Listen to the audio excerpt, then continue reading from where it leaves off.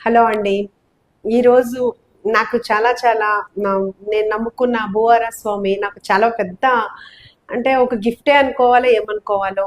Andhra Pradesh honourable home minister Vangalapudi Anitha garu మన ఉషా ముల్పురిస్ కిచెన్కి వచ్చారండి. అసలు నాకు అసలు చాలా చాలా హ్యాపీగా అనిపించింది.